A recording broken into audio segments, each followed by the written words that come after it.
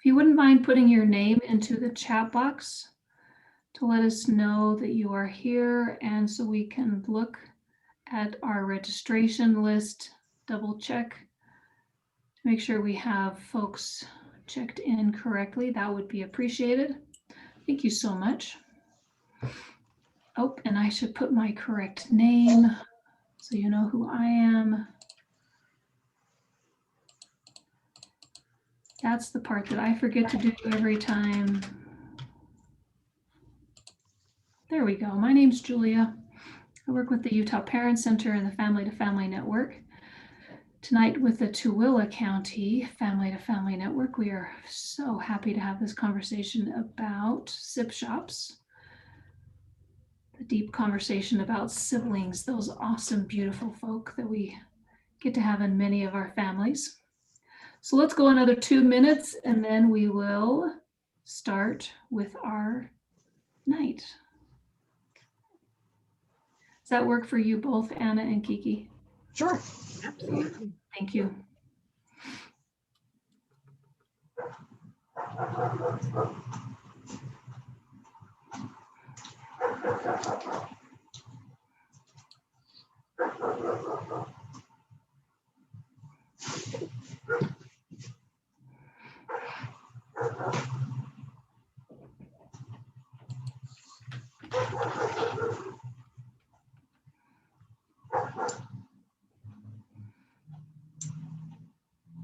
Like how we're being serenaded by somebody's puppy. My neighbors. Oh, no. It's either puppies or fire trucks. There's no in between. That will do it. I have helicopters, so I will be going on mute in a little bit. I have the night routines going over us, so. What? Okay, I will continue to watch for people coming in, but let's get going tonight. Thank you so much again for being here tonight with our presentation for this workshop. We do have a few more people who have signed up, and we will let them in as they arrive into our Tooele County Family to Family Network. Again, I'm going to let Anna and Kiki do their own introductions because I could start them and they'd be like, all right, cut it off, cut it off. But I appreciate them both being here, and we are going to turn the time over to them for the rest of our time together. Thank you so much, and take it away. So I'm Anna Dees. I work with Allies with Families. I am a certified Sibshop facilitator. I also work as a coach and supervisor for family peer support specialists. That's kind of our bread and butter at Allies.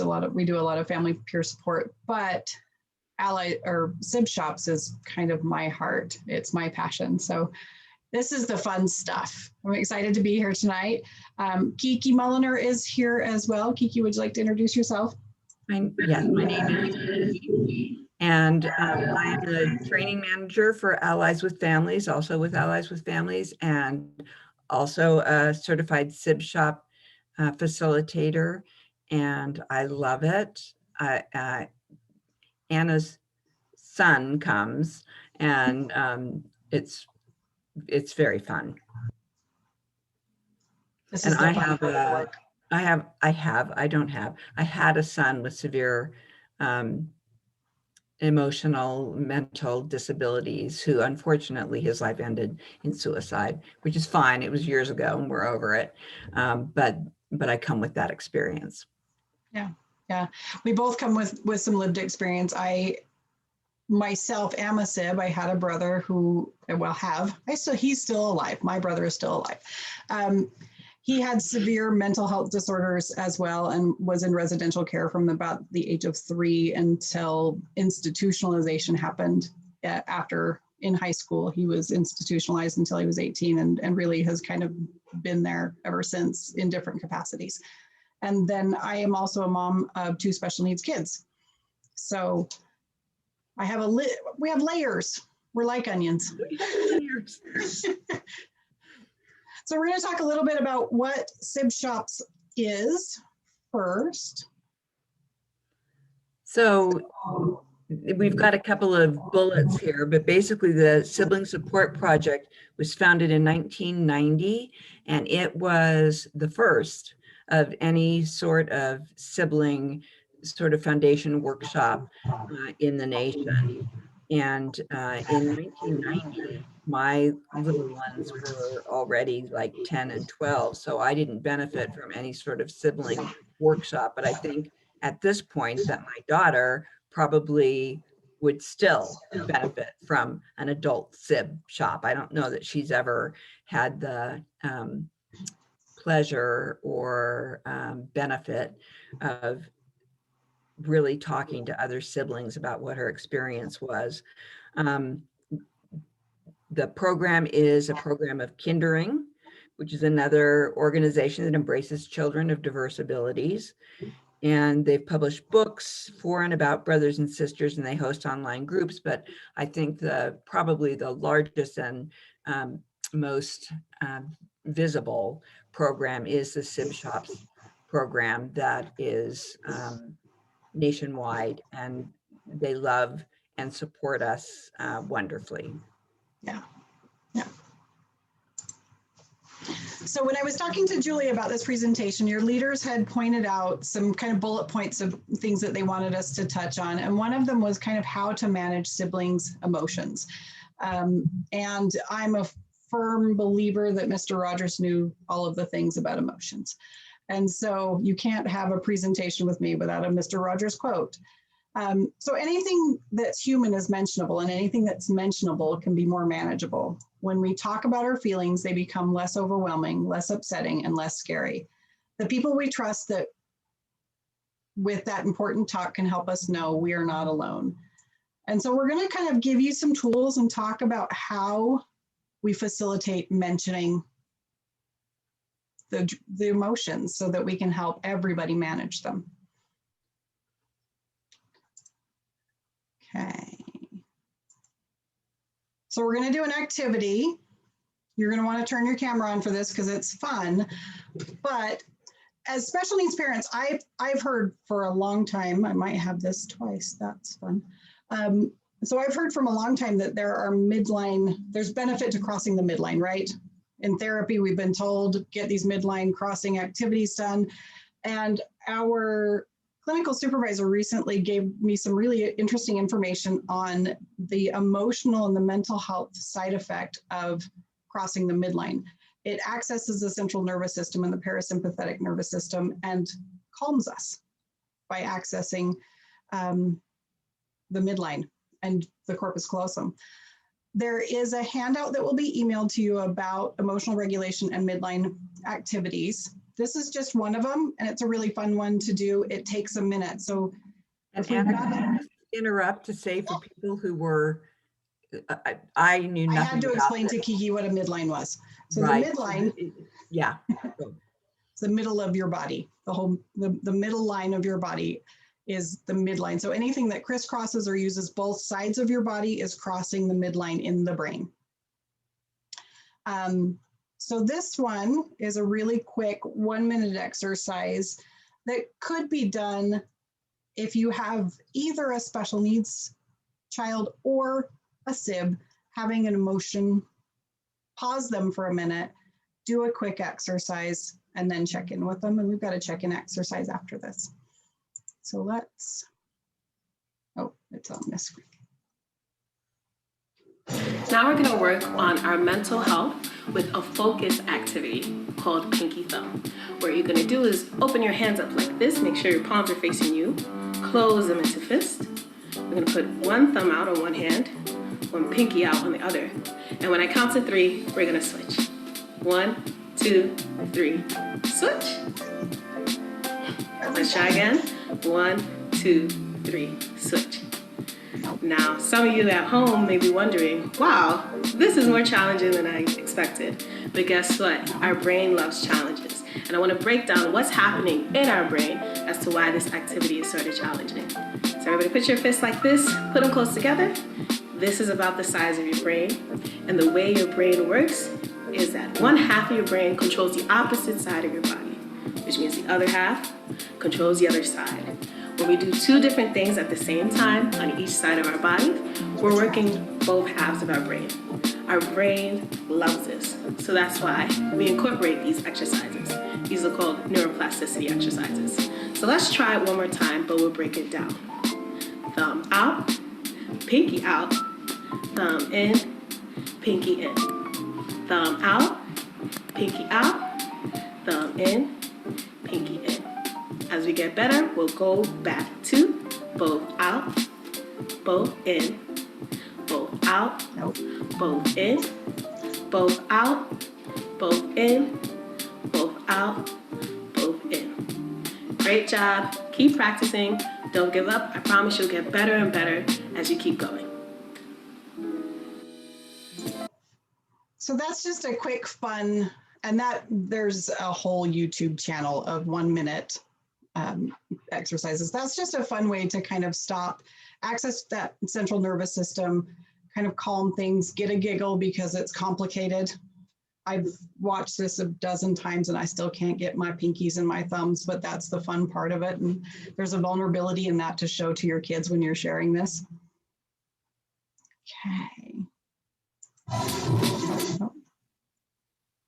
Okay. Take it away, Kiki. Okay.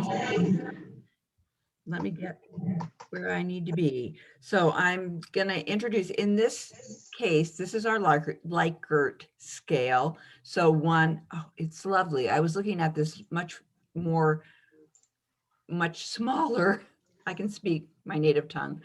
And I didn't notice that it tells us very clearly visually that 1 is the I'm not happy with it, I don't like it, da, da, da. And 10 is the I love it, I want more, all of that. And I don't know, Anna, maybe you want to talk about the kind of generic, what's your number and the way you use it. So we use this in many ways in my home for my kids. So with Brian, my sib, he's sandwiched between 2 brothers with pretty significant special needs. And so for Brian, we set up a what's your number. You know, when he's a 10, he's fine. He doesn't need any additional support from us. But when he's kind of a 5 or lower, that's when we have specific action steps. At 5, we check in with him just in a quiet space. And at 3, maybe he goes somewhere special with just dad, just runs an errand so he can get out of the house. If he gets to a 1, then both me and dad are going to come in. We're going to kind of set up a specific activity or something where he knows it's just him for that time. Maybe he needs to talk to us. We're going to get a sitter, kind of like a crisis plan. For another one of my kiddos, we use this as a suicide safety plan, literally, because it's something that with an intellectual disability, we can say, what's your number with the pictures, and he can tell us, I'm a 10, I'm a 5, I'm a 1, and he knows what it means when he asks for specific support. It's kind of a really focused, simplified way. And it aligns really well if you've had a kid in the hospital at Primary Children's, they have the pain scale, so it's kind of the same thing. For my daughter, I will text her, she moved out of the house because grown-up children, they do that. And so I will text her every single day and say, what's your number today? How you doing? You know, it's just kind of a way for us to check in and connect so that we know where everybody's at. With my 7-year-old, who does have some disabilities, he would reject that concept wholeheartedly. But for Max, I will see that he's struggling and I'll say, ooh, you're having some big emotions there, buddy. What's your number? So it's something that in our family, we use to kind of check in with each other, but in a coded way, you know, so the siblings don't know what Brian's code numbers mean. They don't know the action steps that happen when he shares a number with us, and vice versa. But we know what specific numbers mean and what level of support those kids need. Thank you. So that's sort of your generic, what's your number? And we don't use it that way at the moment in Sibshops, but it's not a bad idea. And one of the things that Anna was telling me is it's great because you can use it with friends, you can use it with family, you can use it with anyone. Yeah. It's just a nice, safe way of getting some information from people. Okay, do you want to go on to the next slide. Well- So how we use this in Sibshops is called feelings on a rope. And when we meet as people in person, we're always Nice. people. When we meet in person, there's an actual rope. And the siblings, when we do the feelings on a rope exercise, they get to actually physically go to so there are 10 knots, and they get to go to whichever knot they're feeling about a certain question that we ask.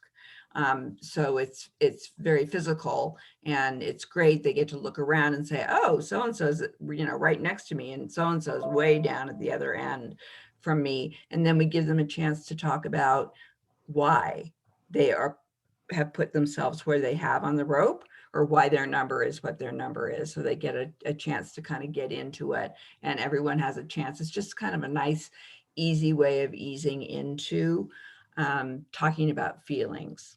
Yep. And naturally building connections within our cohorts, the kids start to say, oh, she was totally, she hates that about this particular scenario, and I have that in common with her. So they start to kind of gravitate together because there's similarities and commonalities that are forming. Okay, so we're going to test this. We've got a couple of questions for you. So on a scale of 1 to 10, go ahead, Kiki. So we're going to ask you to show us fingers. When we do it with Sibshops remotely, we send a little whiteboard. It's like a 2x5 card that we send them, and a dry erase marker, and they have a chance to write. Except what I didn't figure out is when they hold it up, when I hold mine up, it's always Backwards. kids figured it out.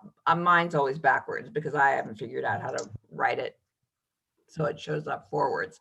But we're going to have you guys just use your hands to give us a number. So our first question, which is a fairly safe, less adventurous question, is how do you feel about pepperoni pizza? So let's give our number. So this is how we would do it in a Sib shop virtually, but right. Oh, then kids look, immediately I go, Julia and I are the same. We're both 0. And I can't see. Do we have, is Catherine on camera? Christine, how do you feel about pizza? Pepperoni. She's a 10. She's a 10. Anna's an 8. So Anna, talk to me about your 8. What do you Pepperoni like? spicy. I'm spicy. That's great. And Christine, you're even spicier. Yeah. And Catherine in the chat says 10. Yeah. She's a 10. And Julia, you were a 0 along with me. Why are you a 0? I don't eat meat. Okay, that's very close to me. See, we have a lot alike. I do. I used to be a vegetarian. I'm no longer a vegetarian, but I don't like to eat a lot of meat, and I find pepperoni to be kind of greasy meat. So it's not the spices necessarily that bother me, but it's the kind of the greasy meat. I'm not actually a real big fan of pizza, but if I'd said cheese pizza, that would have gotten a higher number than pepperoni did. Okay. So this is a nice, safe way of kind of getting people talking to each other. Yeah. What about you, Christine? What's your 10? Tell us about it. She said it's comfort food. Oh, yes, it is. Yeah. Sorry, my house is like noisy. Yes, it is comfort food for me. It's warm, it's gooey, it's cheesy, it's stringy. It's stringy. It's usually made for me. It's delicious. That's Easy true. clean up. Like there is not one thing wrong with pepperoni pizza. Awesome. I love it. I agree wholeheartedly. I love that someone usually makes it for you. I hadn't thought about that. Yeah, and it smells good. I love it. The second it comes in the house, you open the box, it smells great. Yeah. Awesome. Okay, so the next question. Anybody else have anxiety about this? How do you feel about going into public with your child with additional needs?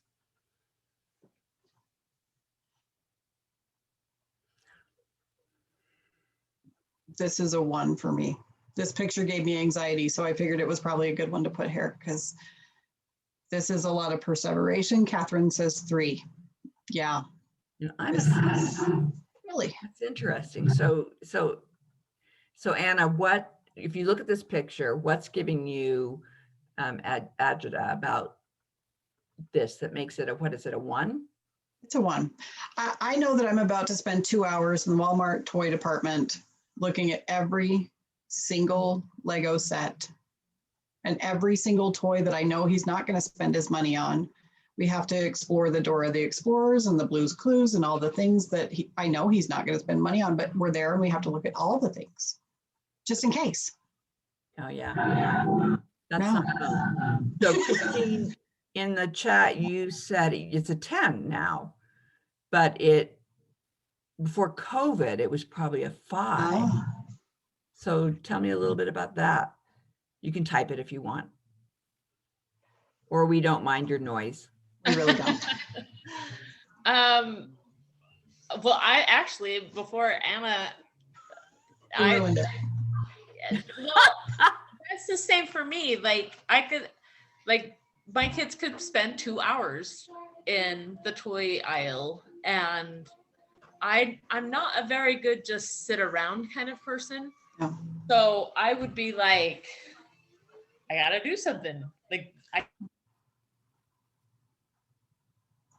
No. Christine has frozen in a very flattering way. She has, it is not bad. I was watching a movie and the last time I paused it, the star was like this. with my child, I get the stares. I get the, looking. I get the, ugh. Yeah. I just get tired of that kind of stuff. So, and quite honestly, she's 21 now, so she doesn't like shopping anymore. To her, I've been there, I've done that. Just bring me home some chocolate or something like that. Yes. So, Wow. So Julia, you're a 3. You want to tell us a little bit about your 3? So at this point, I would love to go into any place with my child, but he actually passed away a few years ago. So I would go into anywhere with a child with special needs. This kind of stuff doesn't give me any anxieties anymore because I would soak it all in at this point. So I would be at a 10 with anybody's kid at any point, at any time. But that's a different perspective than most people have. That's a valuable perspective, though. Thank you. Yeah, So it is. Catherine says in the chat, I love going to the Lego store with my brother, but my brother loves to touch everyone and hug strangers. Especially now with COVID, I think that makes people uncomfortable. Yeah. Oh, that's fun. Well, I said a 7, and Julia, I feel you. I get that, and I, as long as my son was happy in the store, which he would be made by this Lego aisle, then I was happy. And the only problem with the reason it's a 7 and not a 10 is that he would want to take all of them home. So that's where the stress would come for me, would be that because it was never his money. It was always my money. So, he would go, I want all of these. And then we'd end up in a little mini meltdown because he couldn't have everything that he wanted, but as long as it made him happy, it made me happy. Okay. Okay. Awesome. Next question. How do you feel about having friends over with your child with additional needs?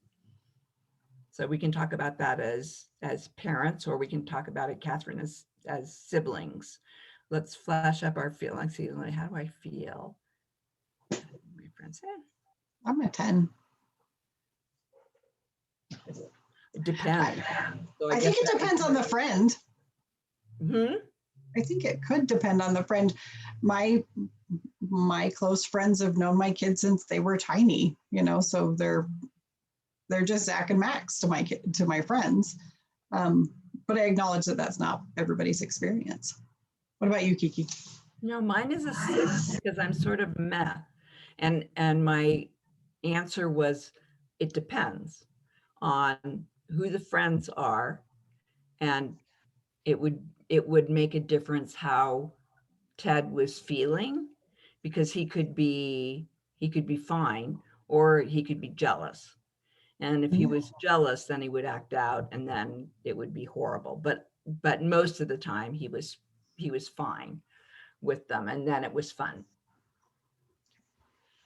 So How about Christine, you? I saw a 2. What? You saw it too, Christine? Christine had a 2. Christine, talk to us about your 2. Having friends over never really bothered me. I took at it. Wow. Robin had to show me her big blueberry. I took it as an opportunity for people to get to know Cameron in a smaller environment, more intimate environment. So I never minded friends coming over. I think I flip-flopped our Likert scale. Is 1 love and 10 hate? It's late. Christine, you probably would be an 8, not a 2. Oh yeah, I guess I did flip-flop it. Yes, an 8. I thought maybe I had. That's okay. I was like, you were like, I really don't mind, but I hate it. I was a little surprised. I'm like, Christina hates it? Ooh. No, I was wondering why Anna hated people coming over. I'm like, I know you better. That's what I thought about you. Okay, good. Yeah, I'm totally, I never minded. Yeah. And Julia, how about you? So for us, it was interesting because I think it was hard for my siblings to see our son go through hard stuff. So they stopped coming around as things got trickier with his health. So it was hard for my siblings to see things be hard, which is an interesting perspective because none of my siblings have disabilities, but it was hard. It was hard for them. So it's another layer of the sibling conversation. Like we don't like seeing people around us have hard times. Like we want to just take care of it. But sometimes things are hard for other people. So some of my siblings just stopped coming around because it was too hard for them to see it. Even though, because there were some of my siblings who were within some close of his years of age, and that was their way of coping perhaps. So like he was like a sibling to some of my siblings, if that makes sense. Like they were close enough in years, even though he was a nephew. So this is an interesting question because I never had a problem with people coming around, but sometimes it was too much for them to come around. Like it was too much to see. And so they chose not to. That's an interesting slant on the sibling connection. It really is. Yeah. Because that's a thing, and I like what Catherine is saying over here as well about her friends and 10 with friends. But also, okay. No, I'm not. Anna's going to go ahead, Kiki. 10 with friends that, if I didn't have to announce myself, with friends that also have family members with disability and understand, but a 7 with friends who have never had that experience and don't know how to interact with individuals with disabilities. And then Christine says that's how it was with friends with me. My sibs stayed, but I lost a lot of friends. I think even kind of another layer as you were talking, Julia, I'm thinking about my kids' experience because I have cousins that are same age as my kids because I'm one of the older grandkids. And my daughter, who is older than Zach, has a lot of cousins that she actively engages with. I mean, they have sleepovers and still to this day, and they're adults. And my younger kids have cousins that they've connected with that they regularly have activities with, but my special needs kids, that age group of cousins was not comfortable being around them. And by extension, then their parents weren't comfortable being around me and our family. And it was kind of this, this layered disconnect. And yeah, they don't have the same cousin experience. I don't have the same cousin experience with their parents. And yeah, interesting, fascinating. I like I had no friends who had either kids or kids with disabilities. When I was raising my kids, I always have been older than most of my friends. So, and I had my kids young. So I didn't have, so nobody really understood, but I could see how nice it would be to have had friends or people who could come over and just, visit, who had kids with disabilities. And my family never did much with my son Ted until the sort of the last couple years of his life. He was hospitalized a couple times, and I actually reached out to my siblings because I believed that they didn't know what to do. And I said, you know what, Ted's in the hospital again, and it would be great if you guys could come and visit him. And they were all over it. Someone came every single day. It was just like, tell us what to do. We want to help, but we don't know what to do. So that's interesting. It's really, really interesting. Okay. So next we have this cute little video. Please play, please play. Everyone is unique. Nobody has the same story as me, and nobody else has the same story as you. So, I want to know what it's like to be you.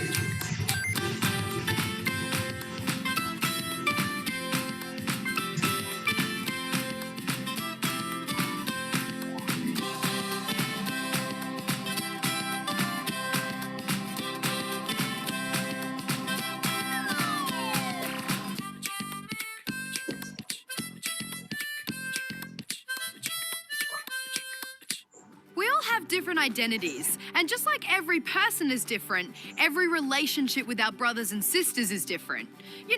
We fight with them, we laugh with them, play with them, and help them when they need it. But what's it like to have a brother or sister who experience a disability? My name's Knox and I'm 9. Hi, I'm Claire and I'm 13 years old. My name is Maggie and I'm 7 years old. The word disability covers a huge range of experiences. Well, when I was 3 turning 4, I had an accident and my arm was amputated. Our brother James has Angelman syndrome. He can't communicate very well. This is John. He's 10 years old, and so he has something called a dual diagnosis. So in this case, it's autistic spectral disorder and Down syndrome. So Claire's got Kabuki syndrome, and it's really, really rare. Not many kids have it. But I have a disability. I have autism. One of the best ways of explaining disability is that it's about the ways in which some people's bodies and minds work and the barriers that they come up against in everyday life. Down syndrome is a disability, so it's sort of like special needs. Just stay still. Come you got nips. Come out. I don't know, Bella. I don't have nips. She's funny. And that's funny. James is very funny and makes us laugh a lot. He always keeps us busy, so we're not really ever bored. Having a sibling with a disability for me is just normal. I can't describe it any other way. And then get with big cuddles and squeeze her. First thing about Claire is that she's really funny. She's really caring. To support each other as a family, we normally just, we'll talk it over. We, all help each other to help John, and just because he needs extra help to understand things and to do things. So we can't go on, long family walks or things because she's got bad ankles and it hurts her a lot. Yeah, it's hurting me around here. Yeah, but they're going to fix that, aren't they? sometimes, he doesn't know what he's allowed to do and not allowed to do, so we have to always be there to watch him to make sure he doesn't maybe pull something apart or get into somewhere that's not safe. Well, sometimes when kids say things about me and say, you can't do this or anything, I always try and show them that I can actually do it, because it fires me up and I think I'm going to show them how I can do this, and I'm going to prove them wrong because they think I can't and I can. Yeah, it's quite frustrating because, we know he can do it and he's not limited. When I'm reading about him, people stare. Sometimes it makes me a little bit scared. And sometimes it's a bit annoying. If anyone stares at the disability kids or people, it frustrates them. I wish I could just dude, just mind your own business. Yeah, it's his turn. I wish a lot more people knew about Kabuki syndrome. When someone asks, oh yeah, what does he have? You say Kabuki syndrome, not many people know about it. You have to do the whole explain thing. Well, I'd like people to know that even though if you do have an accident, just keep going. Don't just put yourself down. Don't think, I can't do anything now. Always just try harder and try to, do the best you can do. It's not just the person with the disability. There's a whole family behind it. It doesn't just affect the person. The whole household has to be around supporting the child or the person that actually has the disability. What do you want to be when you grow up? I want to be a nurse. A nurse? Yeah. Okay. So when I grow up, then I want to be a mummy or teacher because I like telling people what to do. When I grow up, I want to be a pop star.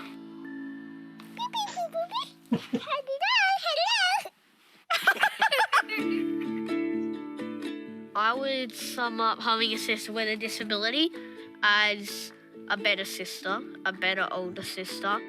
I love everything about John. He's kind, he's funny, he makes us all laugh and smile and happy. A more fun older sister, a funnier older sister. Having a brother like James teaches me that we don't all need to be the same to be loved, and we love James for who he is. Every quality that a human being can have is better. John, what are your favorite things to do? Do you like to ride your bicycle? Yeah, bike. I love that my sisters are so funny and small and cute and cuddleable. Sure, it's challenging, but it's also, a blessing because it helps the people around him. It helps you, helping him and doing things. I think it makes you a better person, more aware of other people's needs. I always used to struggle, but Hamish and Bella have both showed me how to do lots of things with one arm, so it's helped a lot. My family is the best family in the world because we always stick up for each other and help each other when we're down. Do you like me? No. Yeah, no. I can't even explain it. That's how special he is. You're awesome. Yeah.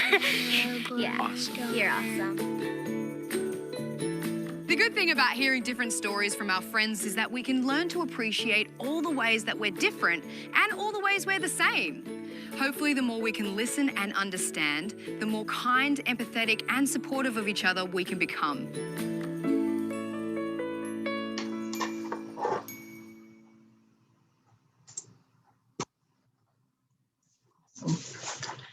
I love that video. The line at the beginning, what's it like to be you? I think that really touches on kind of I tell a story of somebody walking up to me at what I felt like was kind of a safe environment. It was a special needs event. And they said, I don't know how to ask your son what's wrong with him. And I thought, well, you don't. But had they phrased it in a way saying, what's it like to be you? Because really the intention was curiosity. I like that. I love the comments from the kids here that they're never bored, and that, you know, having a sibling is funny, and you know, that as a family that they talk and have opportunities for extra help, and watching the brother help Claire with her shoe, you know, because she was showing her ankle. It's all those things that we do every day, that we see every day. And we don't know exactly how this will play out, but we will debrief it. We're going to show it to our Sib shop, the next Sib shop, which is not this Saturday, but the Saturday after that, and prompt them to talk about, you know, what they liked about it, what they didn't like about it, what resonated with them, what, using smaller words than that, you know, what did they feel like didn't pertain to them. And it's going to be fun to see how they feel. But we've elicited or been lucky enough to get a lot of these same sorts of feelings from the kids that come to our Sib shops about they just don't know any different, and how much they love the sibling. And but it's also important that they have an opportunity to talk about the things that they don't love, or the things that make them feel a little bit awkward, or they got to that a little bit about the staring in this one, but mostly it was positive. But there are, you know, they have some feelings sometimes about having this sibling that aren't all rosy all the time. And it needs to be a space for them to talk about that as well. So, does anyone else have any thing that came up for them during that video?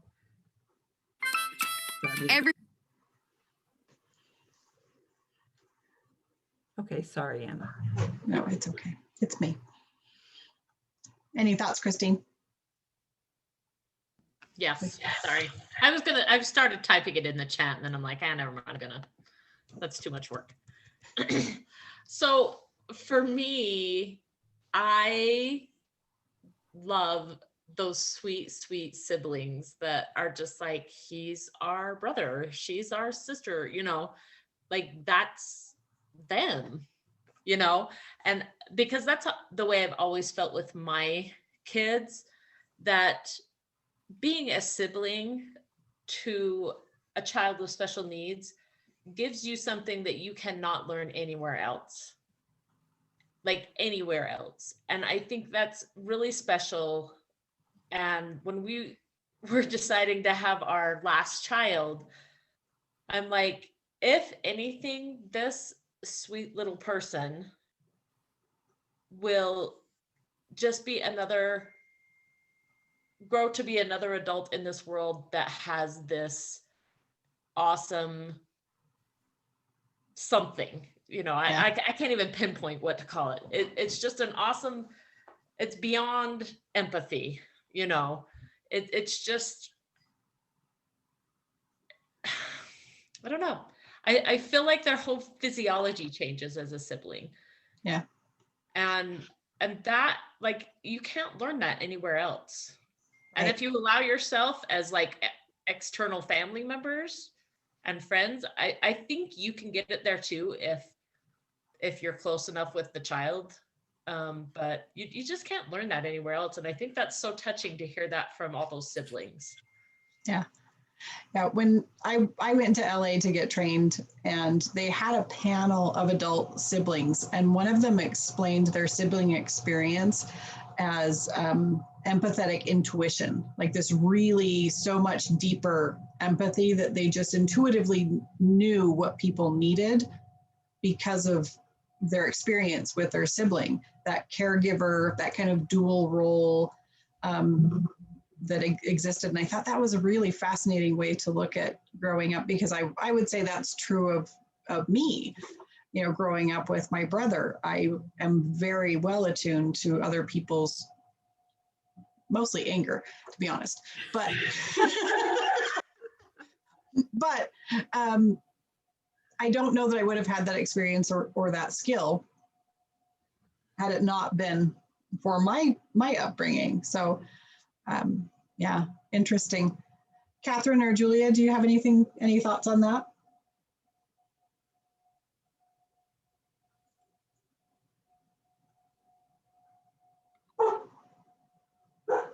Okay, so we're going to move on, and we were going to do a breakout, but I don't think we need to break out. Let's just discuss. Oh, there's something in the chat. Catherine agrees. Yes, I agree. Thank you. So, is this me, Kiki? Am I steamrolling again? Are you? No, you're fine. Okay. So in Sibshops, we do an activity called Strengths and Weaknesses, and in person, they will break off into pairs, and we try to put an older one with a younger one, because we do anywhere from age 8 to 12. Is that right? 8 to 13-ish. And so we have some little ones that maybe can't write very well. We give them a little worksheet. We have older ones that are big, robust talkers. And so we try to pair kind of a stronger and a quieter personality and put them in pairs. They go off into different parts of the room and they interview each other on the strengths and weaknesses of their sibling. And we're really kind of setting the tone for it to be okay to say, I don't like my sibling sometimes. And to hear it from somebody else that is able to say, yeah, me neither. And here's what I don't like about them. But also, here's what makes them cool. You know, and so what we want to do is talk about one of your strengths and one of your weaknesses, and then maybe one of your sibling strengths and one of their weaknesses. And you can think about your kids as a strength or weakness or something along those lines. We can put it in the chat. You can unmute and share. When we do these in person, I think the interesting thing that I'm always struck by is that the weaknesses reflect a very typical sibling experience. You know, he's really annoying and he always steals my toys. Or, you know, he embarrasses me in front of my friends. And I could say that was true of both my typical developing peers or siblings and my sibling with additional needs. So all of well, not all of them, we sometimes get very specific things that they, you know, weaknesses that they have to go to the doctor a lot and things like that. But often the kids are having a very typical sibling experience. And us as parents are thinking, oh my gosh, they're being neglected. They're going to be so resentful. You know, we're kind of overthinking it. And just like in this video, when they were talking about what they liked about the sibling and, you know, they're annoying and this is frustrating. It's pretty typical. So would anybody like to share kind of a strength and a weakness?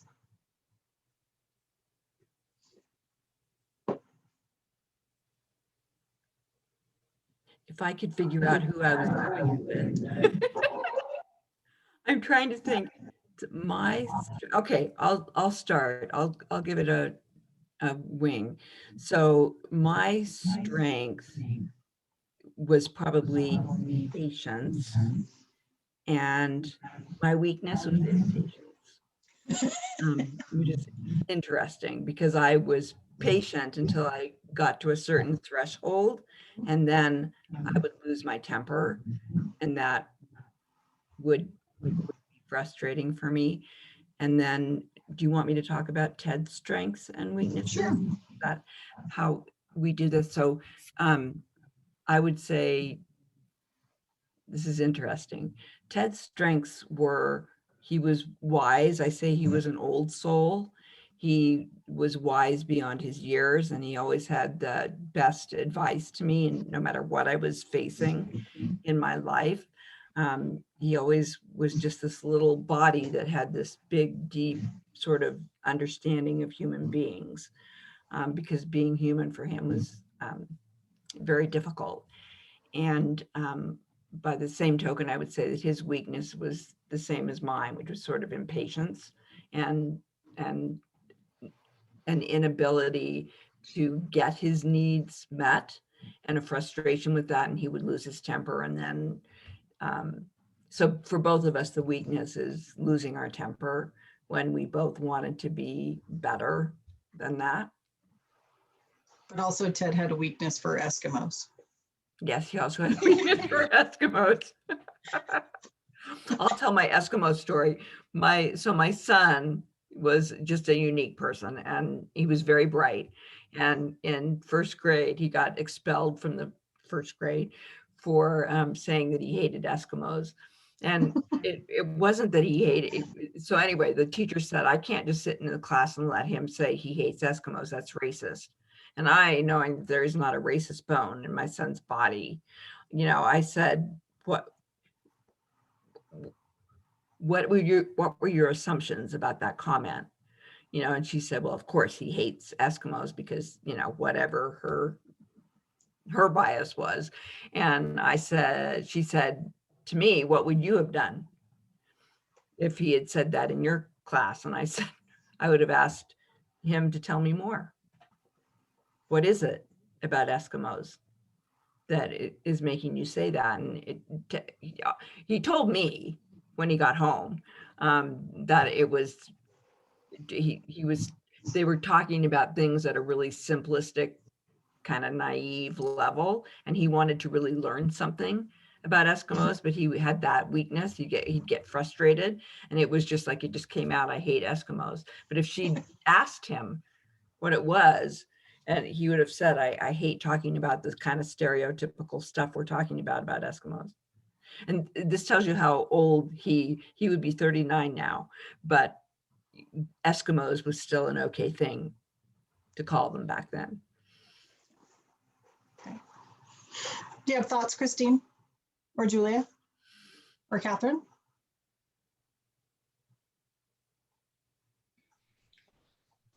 So I got distracted for just a hot second. Are these strengths and weaknesses in our siblings or our children with disabilities? Because I got both. So you can choose. You can totally choose. In Sibshops, we want the kids to identify a strength and a weakness within themselves and a strength and a weakness within their sibling with special needs.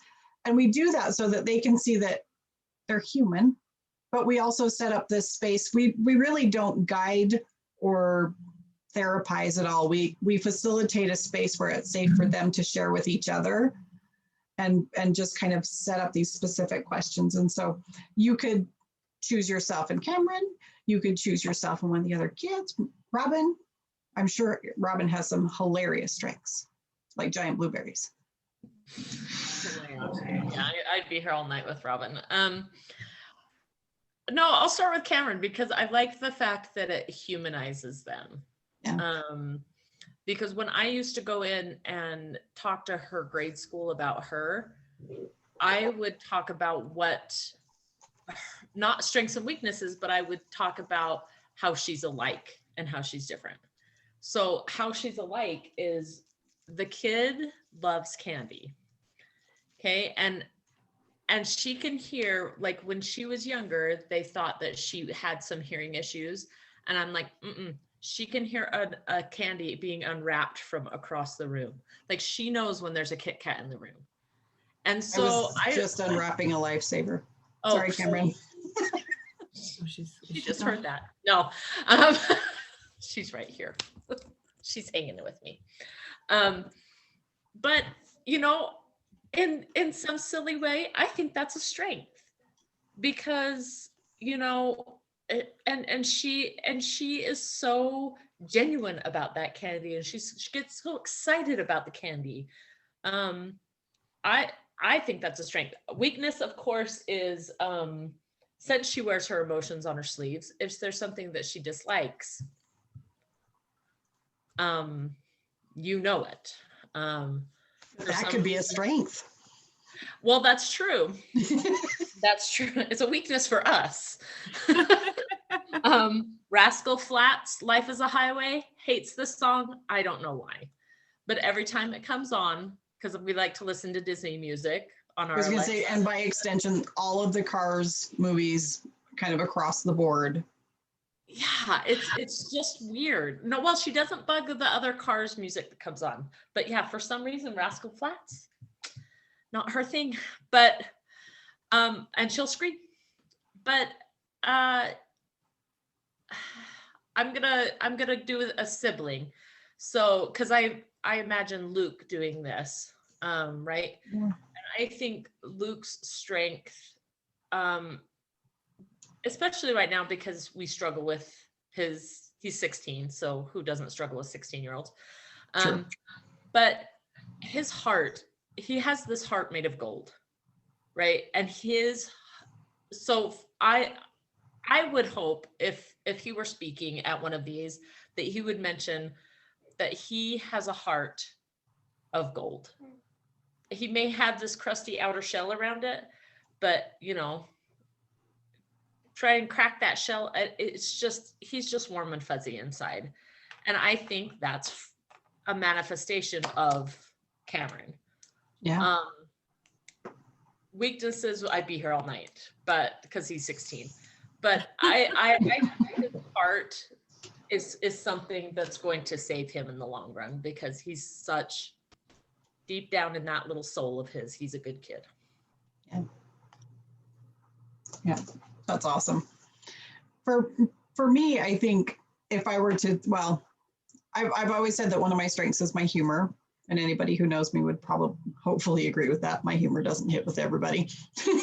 But my weakness, probably my temper, sometimes my mouth. I'm human. And for my kids, like, so let's say Zach's strength, he has superhuman hearing.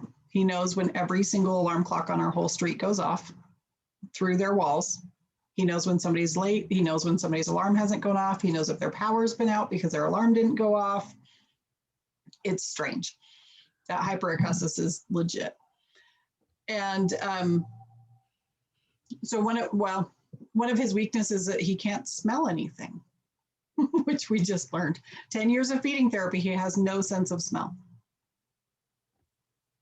So yeah, so like smoke, long-term, that kind of impacts how he can live on his own for the rest of his life, because he won't smell smoke.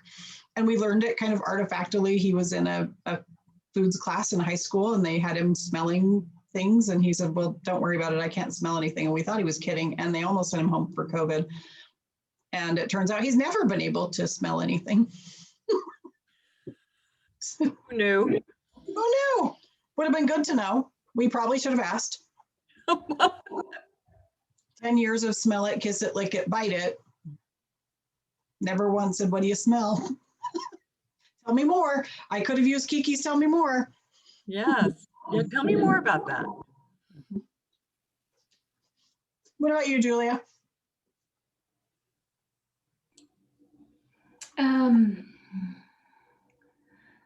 Strengths and weaknesses. So I'm going to go with strengths was persistence with Dallin. Like, he just persisted. Yeah. Beyond anybody's imagination.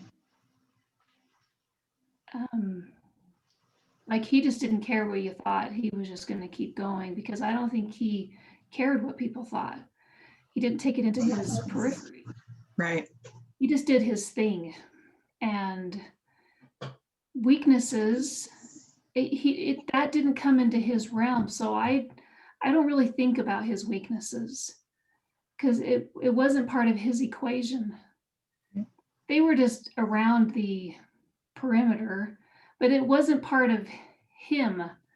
They were they just happened to be things that other people sometimes put down on a piece of paper, but they weren't his. They were just kind of happenstance. So persistence, that's what we're going to go with. They're great strength. For other people, I'm going to go with one of the people who probably considered them his closest quote unquote siblings, one of his uncles. And their strength was and is curiosity and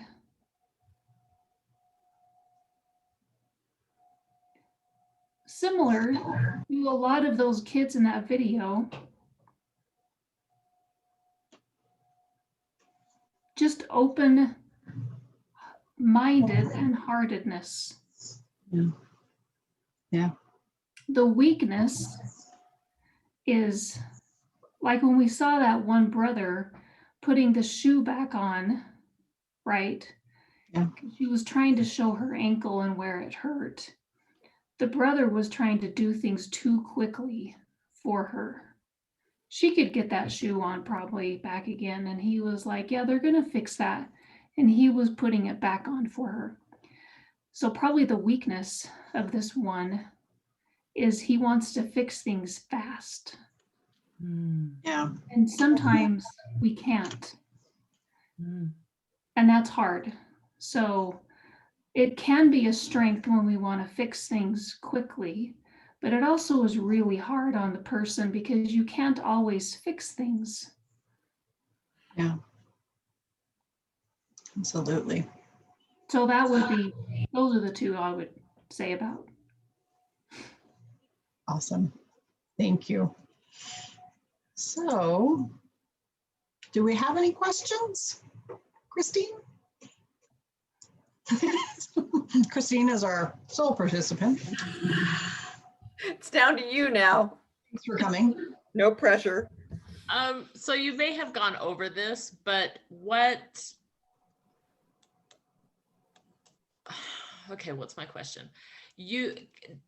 Are the Sib shops, like how often are you having them and where are you having them? Like, cause I know for a while Allies had taken a hiatus on it.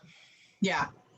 Yeah, so we are doing them monthly now. The third Saturday, is that what we decided, Kiki? Yes. The 20th of March is the next one, whatever Saturday that falls on. We're doing them on Zoom.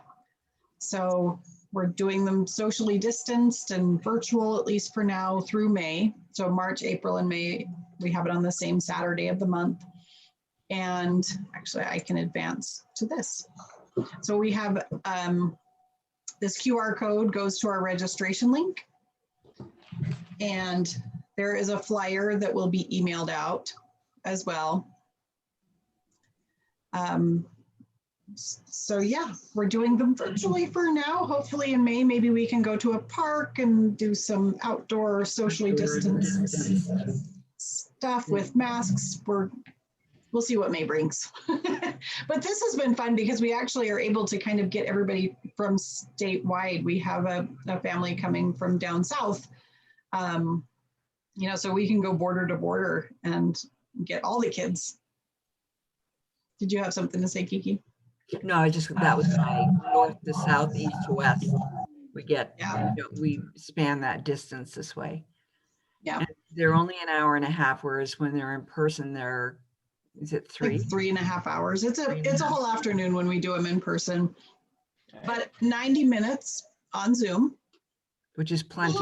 It's plenty.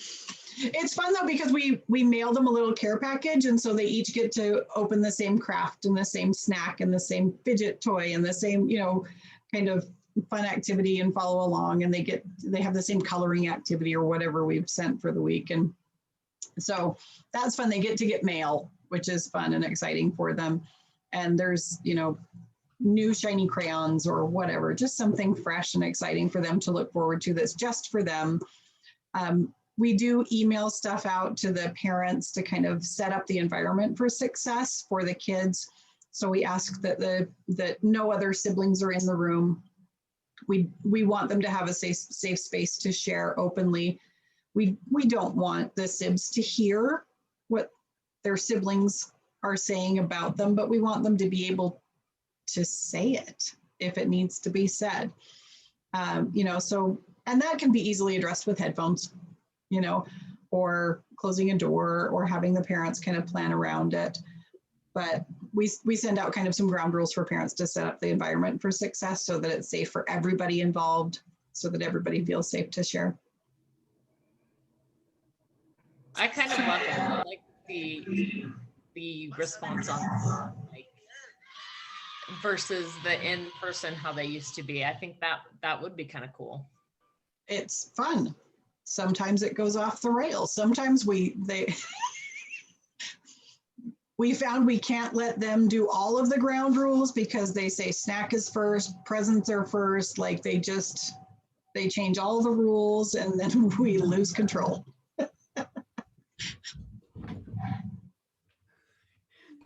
They're a little bit crazy and hyper, and the first experience I had before we ever did one was certifying, and they showed us a sample sib shop, maybe 15 minutes of one, and it was hilarious because the kid, you know, this is what they look like. Yeah, and you're like, what is going on? And then she'd ask a question and they'd go, answer, answer, answer, you know, and it was like, oh my gosh, they're actually paying attention. And she goes, oh yeah, they just wiggle. Yeah, it's lots of fun. They took control of our Zoom one day and screen shared. We learned how to fix that. It's fine. They just wanted to show off the wallpaper on their Chromebook. That was hilarious. That was my kid. Putting glasses on themselves and filters. But they still would do the activities. It's just Absolutely. They did them with the glasses on. Yeah. Awesome. It's fun. And how many do you have in a class? We don't have very many. We were averaging 6. We have 6 for this coming one at the moment. That may change. I think we could probably go to 10 or 15 in person. They say a 10-to-1 ratio with leaders. That's still a lot. It's an awful lot. I can't imagine us with 20 kids. Awesome. We could do it. Yeah. It would be horrible. Okay. Yeah. Thank you. Any other questions? I'm so excited that you guys are finding a way to do this again. I know I've had family members in the past, like nieces and nephews who could utilize this, and then COVID happened and we didn't get people in. So thank you so much. Yeah. Well, and a caveat for that specifically, Julia, age 7 to 13, we don't go younger than 7. It's just too hard, especially on Zoom, to keep a 7-year-old for 90 minutes. But if we have kids older than 13 and they're comfortable with being in with some of the younger kids, they're absolutely welcome. My dream of dreams is to have a teen sib shop and have enough teens interested in doing a teen group. I've made connections with some of our leaders in the Southwest region, and they feel like they have enough teens for me to train some team facilitators. So because that's a thing. It's a thing. There are sib shops which are this age, and then there's also the teen sib age shops. a little bit older. Yep. What are they called? Teen shops? Teen I sibs. can't remember. But And there is a Facebook group for teen sibs where they only allow the teen sibs in the Facebook group, and that information is on I think it's on the Sib Shop website. I will share it. I will find it and send it out. But they've found unique ways for the teen sibs to connect kind of nationwide too, because they have a unique experience, and they're also, as Christine talked about her 16-year-old son, harder to engage. Great. okay. Thank you so much. This is really important.